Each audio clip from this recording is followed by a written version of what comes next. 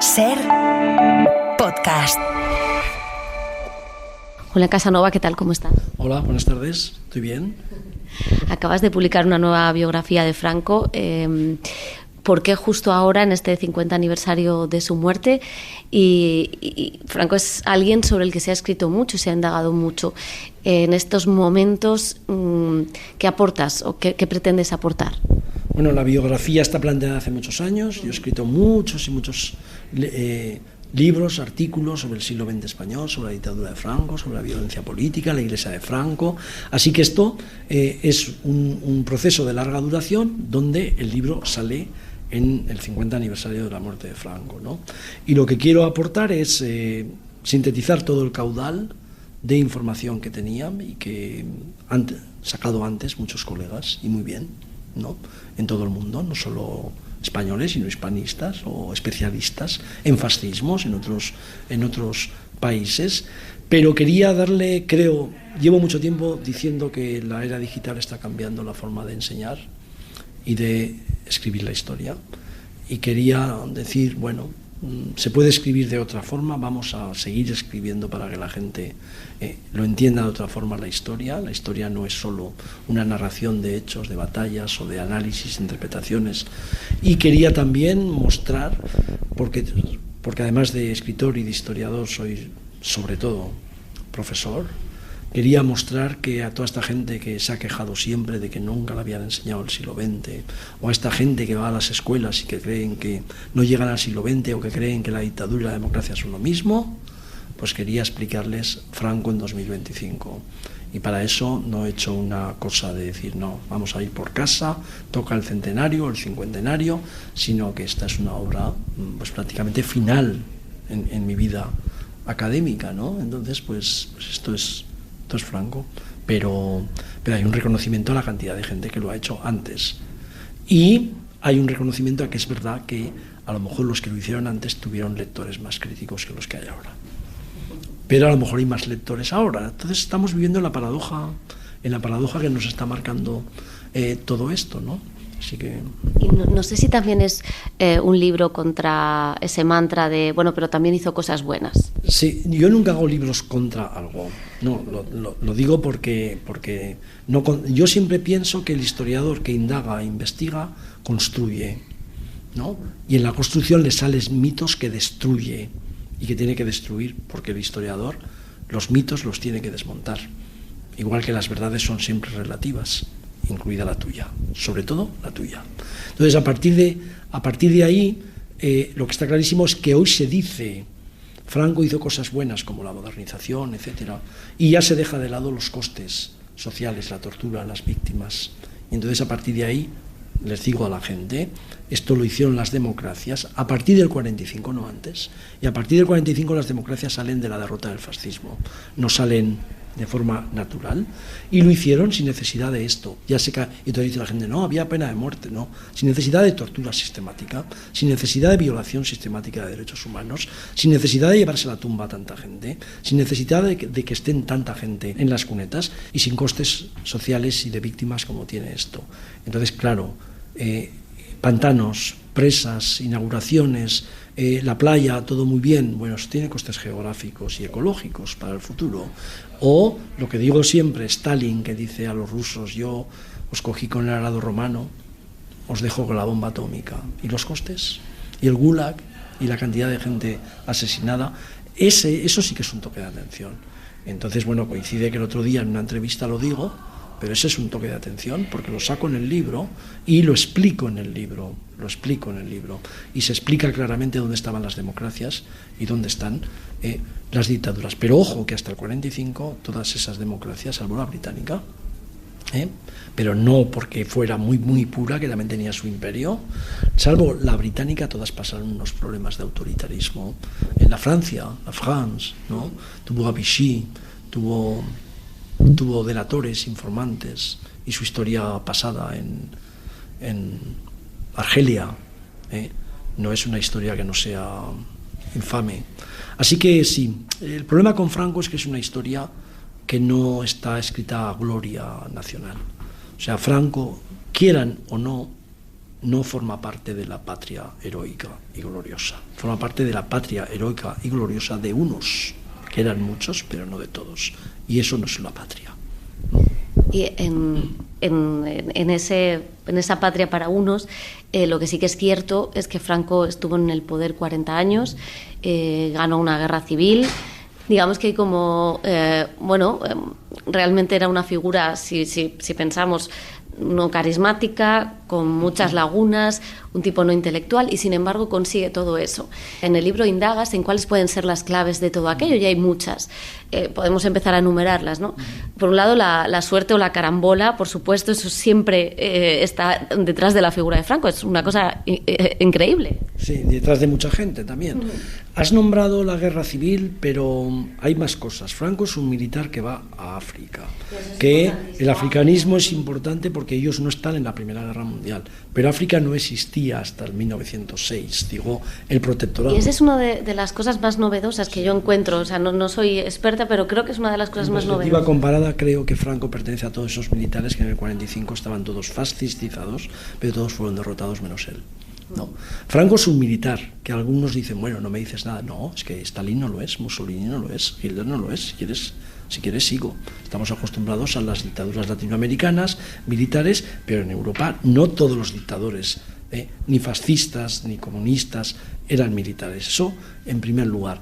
Da un golpe de Estado que estaba allí, pero no era el principal, porque además muere Sanjurjo. O sea, no vamos a decir que la suerte, es que muere el Sanjurjo en un accidente de tráfico, ¿no? Y más gente que muere. Y ese golpe de Estado provoca después una guerra que gana y que durante 40 años mantiene una dictadura. Solo utilizando el microscopio y el telescopio se puede saber por qué Franco dura 40 años. El microscopio nos lleva a la historia de España, la interiorizamos, la explicamos, y el telescopio nos lleva a toda la gente. ¿Qué te está diciendo? A todo el mundo que te está diciendo es que no puede haber un dictador dependiente en el año 45 que no sea dependiente de determinados países. No puede haber un dictador independiente. Esto es Europa, esto es la península ibérica, esto es geoestrategia. Y a partir de ahí, evidentemente, hay un fenómeno muy importante que algunos se lo atribuyen a la suerte, ¿no? La tiene, pero no es el factor fundamental. Y otros explican las causas. Entonces hay un juego en mi diccionario siempre entre la causalidad y la casualidad. La casualidad existe, pero si quieres conocer la historia, vete a las causas más que a las casualidades. Ahora, las casualidades existen, que alguien lo echa y lo desplaza y lo lleva a Canarias para que esté cerca de África. Las casualidades existen, que Sanjurjo muere, que Mola muere en un accidente, que los que tenía que matar Stalin o otros, se los liquidan otros. No, esto es así. Entonces hay que explicarlo, pero hay que explicarlo sin banalizarlo, hay que explicarlo tomándoselo en serio. Y sobre todo hay que explicarlo diciendo a la gente que cuando uno indaga en la historia necesita muchas fuentes, mucha gente que estudie a su vez todo eso y capacidad para difundirlo. Los historiadores, si no precisamos, si no escribimos para la gente, somos personas ajenas a la sociedad. Estamos muy bien en nuestra torre de marfil, pero necesitamos algo más. Yo con mi cátedra no me conformo. Y mira que estaría feliz, ¿no? Necesito escribir, necesito difundir, necesito quebrarme la cabeza para buscar el adjetivo que me vaya mejor a la palabra que quiero definir, ¿no? Ahora pues, seguimos con esas causas, pero ahora que dices lo de difundir, hay una cosa curiosa al final del libro que dices, nombras algunas biografías, la de Paul Preston, otros libros sobre otros dictadores, hablas de M, el hijo del siglo, que también fue un fenómeno en Italia, se ha vendido muy bien en España, y encima ha sido una serie de televisión que todavía no se ha estrenado aquí, pero que es fantástica. No sé si estamos preparados para o eso te gustaría, ¿no? Una serie sobre Franco que tenga como base todo lo que tú cuentas en tu libro, porque me da la sensación de que en España estamos todavía un poco por detrás en ese aspecto, y esa difusión audiovisual también sería interesante, acompañada de una difusión histórica. La primera serie que hubiera sobre Franco, la gente diría, ¿otra serie sobre Franco? Y entonces alguien le diría, no, tú has visto alguna película, pero serie no has visto ninguna serie sobre Franco. Sí, yo creo que... Vamos a ver, Italia hoy está peor desde ese punto de vista porque Meloni estaba analizando totalmente a Mussolini, pero Italia está mucho más preparada para hacer esas cosas, evidentemente. Y España tiene más problemas porque a lo mejor no se la dejarían hacer. Es que tú dices, a ver, una serie de lo que cuenta aquí un historiador y a lo mejor no se las dejarían hacer. E iría un personaje ilustre del cine español y por arriba le dirían, no, esto no, hombre, hace otra cosa. Si quiere ser 47, sí, pero Franco no. Entonces, no, todo estamos en un contexto en el que hay que explicar todo esto, pero de nuevo, la etiqueta, el lugar común, otra película sobre la guerra civil, otra película sobre Franco, no. Otra película sobre la guerra civil, primero que pocas y además a los profesores de instituto, que son los que más les gustaría, ojalá tuvieran una película sobre la guerra civil. Mientras que vas a un high school en Estados Unidos y dices, a ver, búscate una película sobre la guerra civil, no te preocupes que te voy a buscar, americana quiero decir, no te preocupes que te voy a buscar 15 y 12 de ellas a lo mejor están entre las 100 mejores películas, no, todo esto. Así que vamos a coger esto en serio y a partir de ahí pensar que la educación es un factor fundamental y cuando uno escribe historia, y la historia es una asignatura pues que se da en los centros de educación, porque la historia ha servido para crear sociedades civiles, a algunos ha servido para nacionalizar las sociedades, a otros les ha servido para manipularlas, pero cuando la historia está al servicio de la sociedad civil, porque forma parte de tu identidad, de tu vida, la conoces, entonces requiere un esfuerzo muy grande por parte de los historiadores, vamos a ser de verdad responsables, vamos a tomarlo en serio, aunque tengamos ya el puesto de trabajo, y requiere un esfuerzo muy importante para la lectura crítica. Y si no hay lectura crítica y pensamiento analítico, da igual que yo publique un libro sobre Franco, porque la lectura solo pasando páginas, eso no es leer, ¿no? La lectura crítica es la base y el pensamiento analítico es que yo estoy hablando contigo y veo que tú tienes una idea muy importante y yo en vez de decir, ya esto me lo sé, me dijo mi abuelo que no la atendiera, o la mía es diferente, admito que esa idea es interesante, a lo mejor la podemos debatir y a lo mejor sale una síntesis de todo eso. Todo esto nos está fallando y pensábamos que era herencia del pasado, pero no, es lo que ha construido en estos momentos las democracias y las sociedades civiles democráticas, porque a la altura de finales del siglo XX muchos creían, Fukuyama, que se iba a acabar la historia porque libertad más democracia más capitalismo, fin de la historia. Y después nos metimos en el 2008 y nos hemos metido en Ucrania, en Gaza, y entonces la gente ya no te pregunta si es el fin de la historia, sino la historia se repite y tú le dices con aquello de Mark Twain, rima, trae ecos, escúchalos, ¿no? Y es cierto que hay muchos ecos, que leyendo el libro hay muchos ecos en cosas, por ejemplo, es curioso cuando hablas de la República, la forma contestataria que tiene Franco de estar contra la República suena a la forma contestataria de Trump, si es que se le puede llamar contestatario de alguna manera, o de Milei, o de Vox, suenan a esos comentarios antisistema de la corrupción política, de la corrupción de un sistema, ¿no? O sea, realmente no han copiado nada nuevo, ¿no? Están basándose en eso que ya estaba haciendo Franco durante la Segunda República. Sí, y otra gente, es decir, es alguien que está en el sistema plenamente, critica al sistema político cuando los generales pertenecen al sistema supremo, pero les parece que la política es otra cosa, que los políticos son traidores, etcétera. Sí, hay una utilización de todo eso y una utilización de la democracia, porque en el fondo todos estos golpes ocurren cuando alguien ha abierto la espiral, cuando alguien empieza a abrir grietas, cuando alguien dice que hay que hacer reformas, cuando viene un negro, por primera vez que lo has adorado porque he dicho, oye, por primera vez en la sociedad racista llega un negro y resulta después que la reacción es Trump. Entonces yo creo que todo eso es parte, por eso es tan importante conocer la historia, ¿no? Y mientras tuvo el poder en la República la gente cree que es una república de una pieza y de que empieza el 31 con los rojos y acaba el 31. No, la república tiene a Gil Robles y a él lo lleva a reprimir la insurrección de Asturias, lo lleva un político que es del Partido Radical de Lerroux y Gil Robles, el jefe de la CEDA católico, es el que lo nombra jefe de Estado Mayor. Cuando gana las elecciones el Frente Popular, Franco es jefe de Estado Mayor. Y el Frente Popular ya no se lo da. O sea que la historia también está hecha de emociones, de pasiones, de agravios. La historia no es racional. Si la historia hubiera sido racional, no hubiéramos tenido Holocausto. Y entre esos agravios, marcas muy importantes los agravios que él tenía hacia Azaña por cargarse la cuestión de méritos en el ejército, por cerrar la Academia Militar de Zaragoza. ¿Hasta qué punto eso es importante también en su odio? También lo de los masones parece que es un odio irracional suyo. Quizá hay una cosa, se ha hablado mucho de la psicología de Franco, de la importancia del padre, de que le acosaran en el colegio. Pero, en la academia, perdón. Tenía 14 años cuando llegó, el año 2007 tenía 14 años. ¿Eso también ha sido importante a la hora de forjarlo como dictador?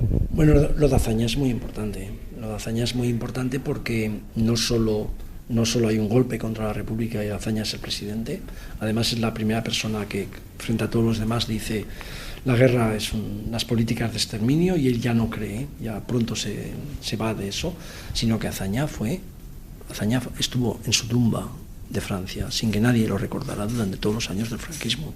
O sea, a Azaña se le recuerda para denigrarlo, pero nadie nombra a Azaña. Hasta que Aznar dijo aquello de que él leía a Azaña, nadie recuerda a Azaña.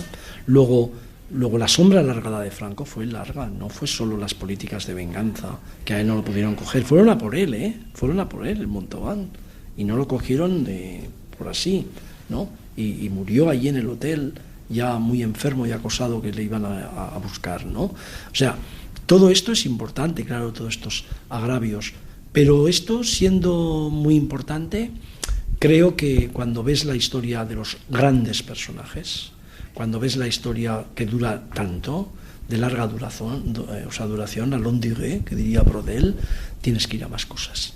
El agravio vale para explicar una anécdota, el agravio vale para explicar un fenómeno, pero la larga duración, tener tanta gente alrededor, llegar a que la corrupción parezca que son austeros cuando en realidad es transversal desde el principio hasta el final, ¿no?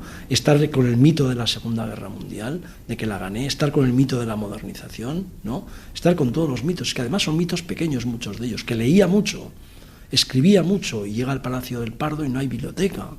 Se va de la Casa Blanca Roosevelt, al que ella le decía machorra, en un escrito de estos contra la masonería, y la despreciaban. Y me parece que contaron 200 y pico cajas muy grandes a la americana, llenas de libros que se llevaban de la biblioteca suya. No, aquí no se llevan nada, hay unas carpetas, pero hay un mito, leía historia, le gustaba mucho leer, iba a las cacerías y leía, pero ¿qué me está diciendo usted, no? Así que creo que todos esos mitos, anécdotas, etcétera, ¿no?, están hechas a mayor gloria de un personaje, y lo entiendo porque salvó las vidas de muchas gentes y las haciendas de muchas gentes, porque la gente piensa que la vida es solo en las haciendas de muchas gentes. Entonces mucha gente estaba agradecida, pero no agradecida como una persona a la que tocas, y ya está, no, agradecida porque estaban en el círculo grandioso, en el entramado. Es un entramado que va de arriba abajo y de abajo arriba, y cuando está en el Pardo es Franco, pero cuando llegas a cualquier pueblo de España en el año 45, 49, 50, hay un guardia civil, un cura, un maestro en el entramado. Y cuando analizas, al cura hubo anticlericalismo, al maestro posiblemente es el sustituto de alguien que fue depurado, ¿no? Es decir, nada es casual, nada es casual. Entonces, desde ese punto de vista, estamos tratando de indagar, de sacar a un personaje diferente. Lo ha hecho mucha gente ya, y yo pensé que en la era digital era el momento de emplear una narración diferente, atraer a otro tipo de lectores, y podemos buscar, ¿no? Yo siempre he pensado que yo nací, crecí, viví en una generación, sobre todo en la historia, que teníamos envidia de lo que nos venía del mundo angloamericano, porque se leían las obras de otra forma. No se leías a Eliot, ¿no? Ya no digo contemporánea, leías a Eliot, y empezaba ahí la España imperial con un matrimonio, los reyes católicos, que tiene que ser al principio, o sea, como una novela. Entonces decías, bueno, ¿de dónde sale esto? Pues esto se ha cultivado en la escuela, etcétera. Entonces, hace mucho tiempo que a mí me apetecía que pasar un poco a ser un historiador que creyera de verdad que la narración diferente es posible, y eso es un aprendizaje, y eso son viajes, muchos viajes, mucha gente a la que ves, mucha lectura, y a partir de ahí, y muchas ganas de hacerlo. Y un buen estilo literario, que esto es importante. No todos los historiadores lo consiguen. Ya, yo creo que ahí ya estamos hablando de un aprendizaje. Nosotros no somos artistas de nacimiento como otros, ¿eh? O sea que lo aprendemos todo. Y mencionas algunas cosas, esta creación del relato, ¿no?, que ahora está tan de moda. Realmente él fue creando un relato, el concepto del relato, un relato tras otro. Claro, si de repente... o sea, si a él lo hubieran liquidado si él hubiera entrado a la Segunda Guerra Mundial y lo hubieran liquidado, el relato hubiera sido otro, pero consigue salir de ahí. Eso es la Guerra de Corea, que era algo que yo no sabía que podía haber afectado tanto a España. Es curioso. Sí, lo de la Guerra de Corea lo marco porque es que es el marco, y la Guerra de Corea es un paralelo, que han dividido un país en dos. Eso tiene una importancia capital. Y en la negociación, sin la Guerra de Corea no existe esa negociación que marco, en la que Truman dice: a mí no me gusta nada Franco. Se mete con los protestantes. Es un dictador, pero a los militares les dice: ustedes saben lo que hacen. No me voy a meter con el ejército. Y no diría lo mismo Franco, que le dice a los que van a negociar: hagan lo que les pidan.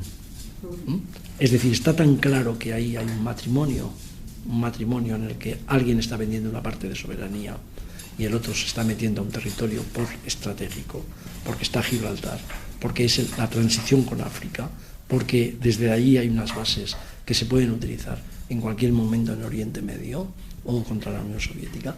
Eso es parte de esta historia. Pero sin embargo, todo eso parecía que no estaba o bien contado, o que hay mucha gente que no lo percibe. Por eso es tan importante deshacer un poco todo eso. Y por eso es tan importante la lectura transversal que hago también en un pliego de las 12 personas que se saludaron a Franco. De la importancia que tiene que aquí venga Ford en el año 75, esa parte final que ya viene con Wikileaks, con grabaciones, algunas las sacó Láser, ¿no? Grabaciones hechas que hubiéramos esperado 50, 60 años los historiadores hasta que nos las hubieran dado, y ahora las tenemos. Hombre, la visita de Ford en mayo del 31 de mayo, perdón, poco antes de morir Franco, y que viene de ver a Smith, que es el gran artífice de la socialdemocracia, canciller alemán, y que le dice: hace usted mal en apoyar la democracia española, eso es una agonía ya, y ahí va a salir otra cosa. Y se lo dice a Franco, Smith, y Franco le dice: bueno, si nos tienen envidia estos países pequeños, Alemania, usted es el que me protege. Todas estas cosas indican que los americanos, a la altura del 45, tenían una idea, pero a la altura del 75 está claro que, cayendo como ha caído Portugal y los coroneles en Grecia, el Mediterráneo, ese Mediterráneo de la antigüedad, ese Mediterráneo, transición de Europa a Asia, es un lugar estratégico, y que ya los tres países estén en otro lado, o por lo menos tengan los conflictos y las convulsiones, esto no. Y Franco y los que están alrededor de Franco tranquilizan y dicen: no, aquí no va a pasar. Aquí no vamos a tener un Portugal ni una revolución de los claveles, el ejército está unido, ya lo demostraron, y aquí no vamos a tener a un rey que se va por un referéndum, como el cuñado del príncipe que iba a ser rey, ni vamos a llevar ni nos van a llevar nadie a una sala de juicio.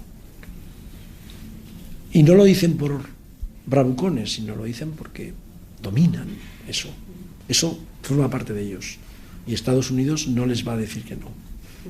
Creo que todo eso son transversales. Así que yo juego con dos cosas. Una, ¿esta biografía es una biografía clásica de la cuna a la sepultura? Sí.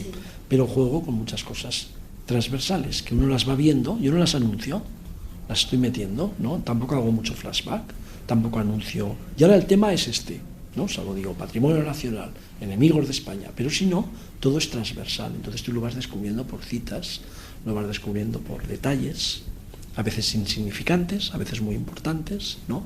En los que subrayas o no, ya los cogerá el lector si quiere, y esas citas, y eso es la forma en la que hace. Yo creo que la literatura se construye con eso, ¿no? Yo siempre, cuando nos presentábamos los libros mutuamente, Almudena yo le presentaba las novelas, ella me presentaba los libros, siempre hablábamos de ficción y verdad, ¿no?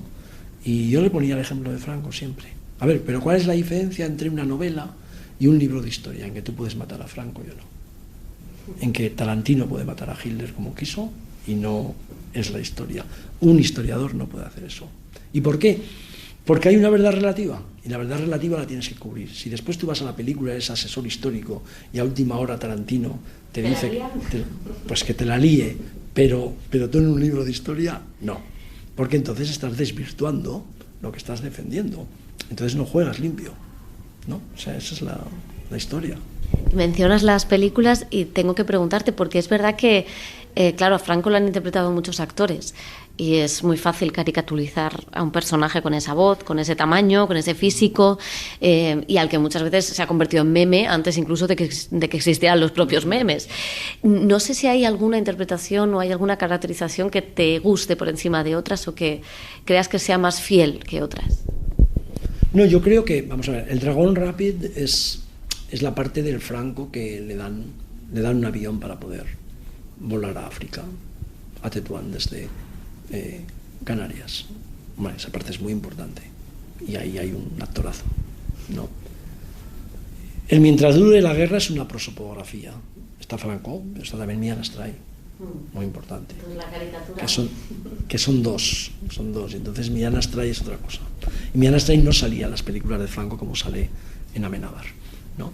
Y en toda la primera fase tiene mucha importancia, por supuesto. ¿Sabes que Millán Astray, siendo todo lo que fue en la propaganda, muriendo a principios de los 50, tenemos un montón de documentos de él, de cómo fumaba, cómo arengaba, y no hay un audio que nos permita saber la voz? Todo eso dice mucho y después nos podríamos meter, ¿eh? Es decir, la historia es compleja. A veces no tienes voz de una persona que dices, bueno, esto la ha tenido que suprimir alguien porque este hombre habló, seguro, pero no la tenemos, ¿no? Luego hay que indagar. Así que sí, yo creo que Franco es una caricatura para muchos, por lo que decimos, pero también fue una caricatura a Hitler y estuvo a punto de joder, con perdón, el mundo, y Chaplin lo caricaturó, ¿no? Hizo una caricatura. Y cómo trató a Spaghetti, o a como le llamaron en aquel tiempo a Mussolini, en El Gran Dictador, Chaplin. O sea que las caricaturas, vamos a ver, el cine, la literatura, el teatro, la ficción, creo que puede abordar cosas que nosotros no podemos abordar. O sea, yo no puedo hacer una caricatura de Franco, lo digo en serio, no puedo hacer una caricatura de Franco, porque Franco no es una caricatura para mí, como historiador. Una persona que va a África, que gana todas esas medallas, que él está detrás del cálculo para ganarlas y para los ascensos, que con la República, que es director general de la Academia Militar, la primera vez que hay una academia militar moderna la dirige él, le fastidia un montón, que está en la República, en el golpe, gana la guerra, practica unas políticas de exterminio impresionantes y muere en el 75 en su cama, en un hospital, vamos, lo han llevado a un hospital. No puede haber una caricatura de este personaje, hay que explicarla, como han explicado los grandes historiadores a Hitler y a Mussolini, ¿no? Entonces, claro, desde ese punto de vista, cabemos todos, sí. ¿Por qué? Porque son enfoques diferentes, son enfoques diversos y además complementarios. A mí me encanta ver El Gran Dictador de Chaplin, ¿no? Y creo que ha resistido bien el paso del tiempo. Y no veas cuando lo vimos por primera vez, que además había estado prohibido, por cierto, por primera vez. Yo soy un aficionado al cine y como leía mucha hemeroteca, Tiempos Modernos se estrenó en Zaragoza antes del 36 y yo la vi mucho tiempo después de morir Franco, porque Tiempos Modernos vino con mucho retraso. ¿Y qué es Tiempos Modernos? Una caricatura de Ford y del forcismo, ahora que está Musk, una caricatura de la fábrica, de la racionalización, de explotar y a la vez comer la sopa, ¿no? O sea, eso ya es el colmo. Sin parar en la fábrica te están dando la sopa. Es un poco lo que están haciendo conmigo hoy. En las jornadas de promoción. Sí, que me dan ya solo me falta comer así y hablar contigo, ¿no? Entonces no, me gustaría acabar con dos cosas que creo que son importantes, porque son otros de los mitos que se han difundido últimamente o ensalzado últimamente sobre Franco. Uno, que consiguió el milagro económico. Es verdad que hubo un milagro económico en España, pero como tú bien detallas, no fue obra y gracia del generalísimo. Y por otro, la idea de que sí era fascista. Fue fascista hasta que empezó a dejar de serlo por un motivo de cambio de relato, ¿no? No, el cambio de relato es clarísimo. es clarísimo y no se produce hasta que el eje ya empieza a hacer agua. Cuando empieza a hacer agua, cambia el relato y lo primero que hace, que han explicado los monjes, los intelectuales católicos, que el fascismo es compatible con el catolicismo, decir, no, nosotros somos una nación católica. Y el fascismo, que entonces está pensando en el fascismo ateo, nazi, no en el fascismo católico o el fascismo de Mussolini, ¿no?